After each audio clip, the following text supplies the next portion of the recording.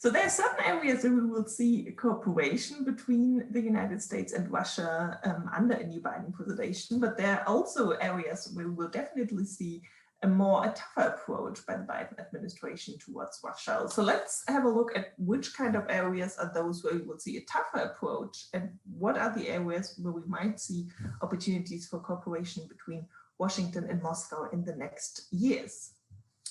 The first area where we will definitely see a tough approach from the Biden administration is policy towards Ukraine, and especially the issue of Nord Stream 2.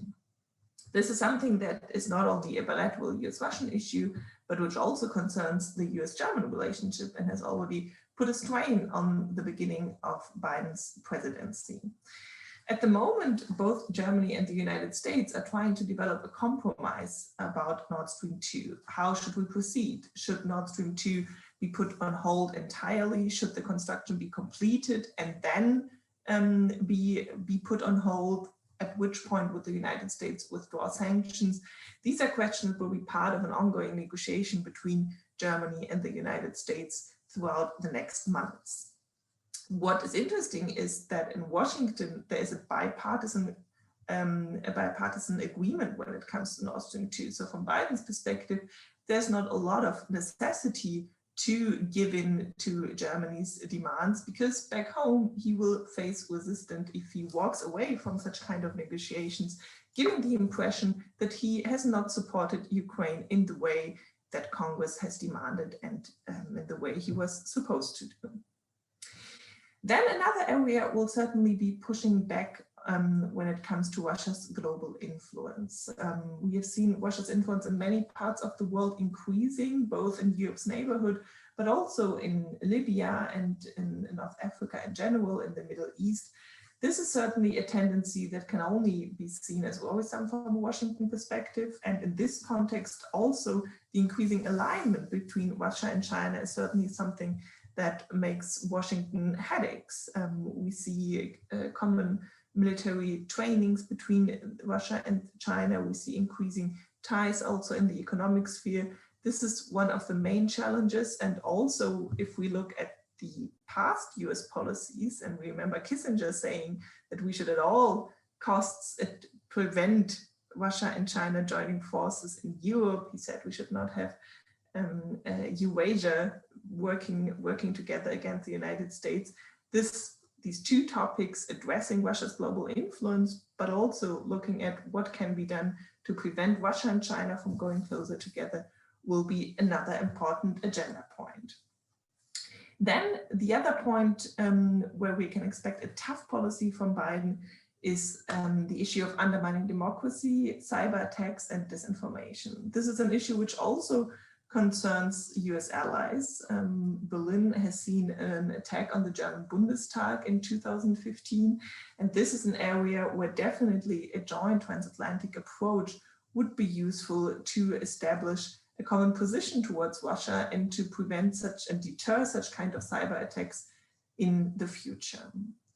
Joe Biden has gathered the right personnel to address these issues. He is now surrounded by a group of very experienced politicians, but also administration officials who have in the past had a lot of experience with Russia. If we think of the new CIA director, William Burns, but also of Victoria Nuland. This personnel will certainly be rather on the hawkish more than on the dovish side. And it's important to note that Biden is also the first US president who will not attempt a reset with Russia, something that Obama, with Joe Biden as his vice president, has still tried during his presidency. Which areas could be areas for cooperation? And there are not as many, but there are a few windows of opportunity between the US and Russia in the next 4 years. The first is obvious, and that is arms control. The extension of New START was a relief to everyone. And it seems that there's also more ambition behind it, that it's not only about the extension of New START, but that US-Russian strategic stability talks should resume, and that there's a broader agenda that the United States would like to pursue with Russia. For Europe especially, that was very positive news. Europe has been the region that suffered most from the worsening of the arms control architecture. If we just think about the INF Treaty, the Open Skies Treaty, So this is also an opportunity where Europe should try to come in and both to encourage the United States and Russia in pursuing this dialogue on arms control and strategic stability. Another area where we might see cooperation is cooperation on climate change and climate policy. This is an issue in Russia which has been neglected for quite a long time, or to say it differently, which has been almost viewed rather through a positive lens, since there have been quite positive effects of farmland in the east of Russia, a sea route in the Arctic. This has shifted to some extent. Russia now also talks more about the negative consequences of climate change.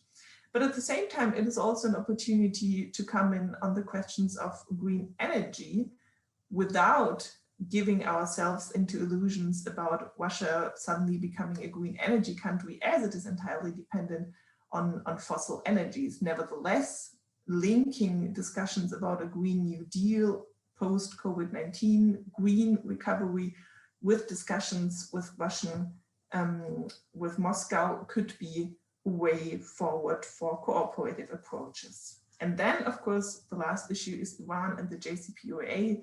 This is an area where, again, Europeans should also come in with their own ideas and proposals and try to bring everyone back on board.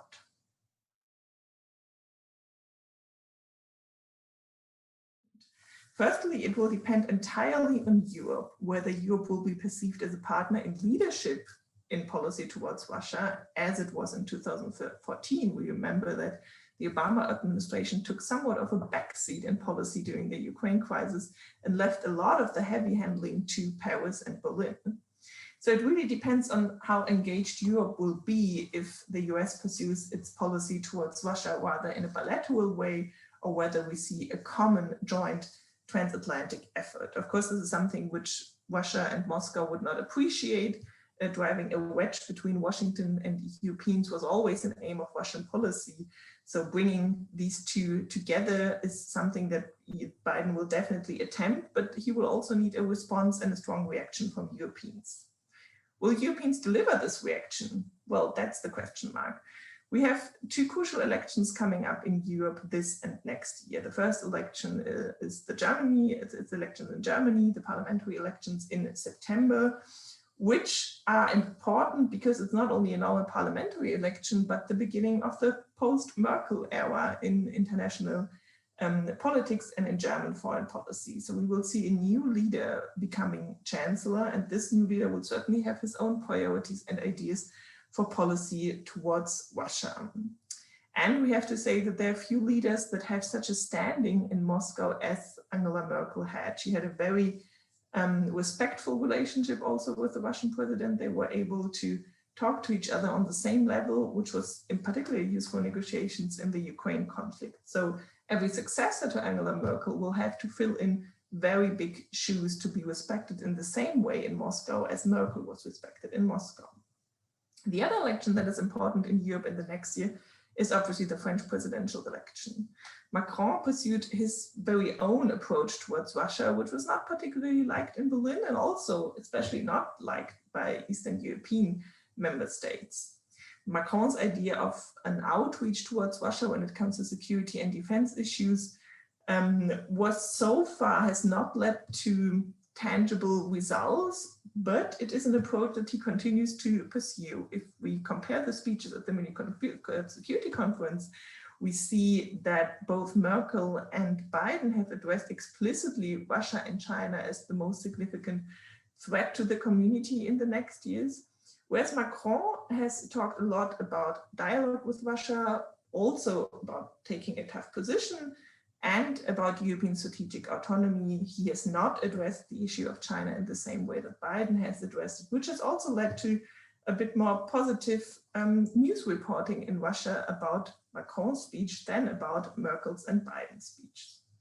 So we had in the past a different approach between Paris and Berlin. We had this Macron position on Russia, and it will depend on the domestic situation in France, whether he will have a chance for re-election in the presidential elections in 2022.